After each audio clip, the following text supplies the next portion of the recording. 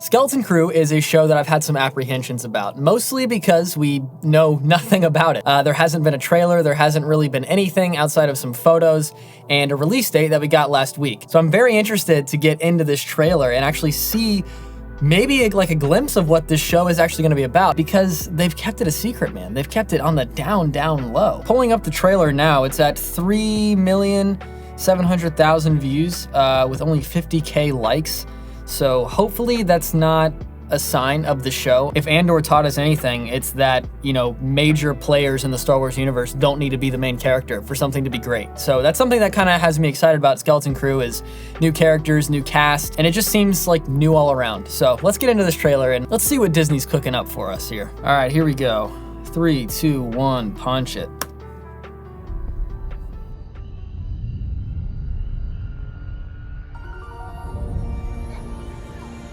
Tomorrow's test will set the course of your entire future. Set design's cool. John Watts, I like him. Don't you ever want to do anything exciting? Like what? What if we could go? I did not expect that thing to talk like that. Galaxy. A real adventure. No more pretend. I found something buried in the woods. What do you think it is? I think it's a lost Jedi temple. Hello? Spooky. Be careful where you step.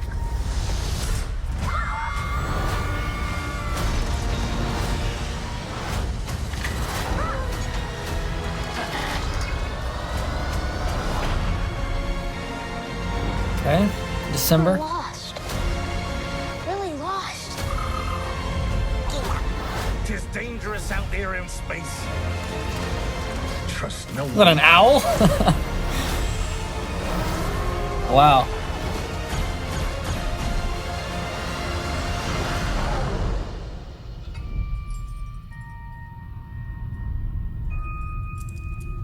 Pirates of the Caribbean vibes.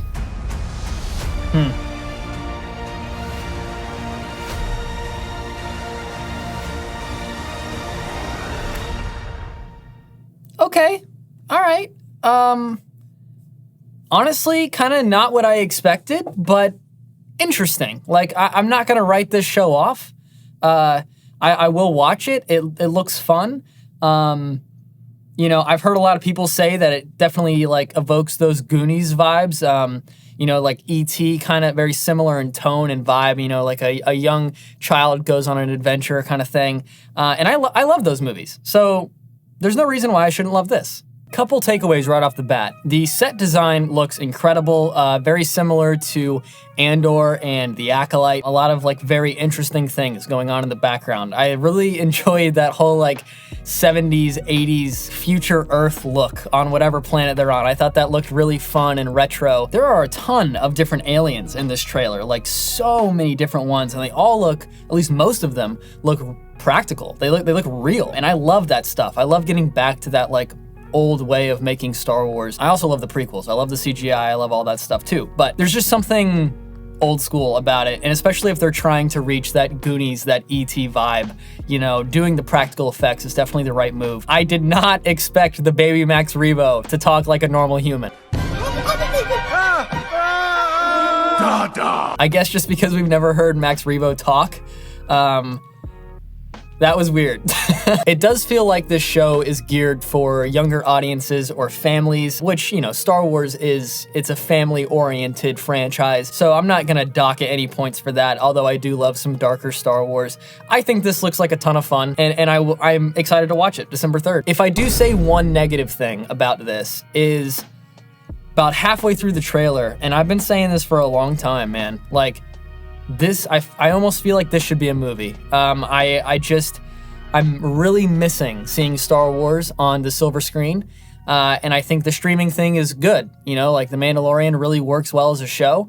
Clone Wars, Rebels, like Star Wars has some really fantastic shows. Bad Batch, Ahsoka. So, I love the Star Wars show format. I think it's really cool. I like how they all kind of like interplay, and there's connective tissue between them all and stuff like that. What I don't love is that that's the only thing that we're getting from Star Wars right now. And especially if Skeleton Crew is gonna try to evoke those like 80s kid adventure movie vibes, make it a film, man. Like, that's kind of my only thing. But, you know, the show isn't out yet. I haven't seen it. It might work better in an episodic format, so we'll see.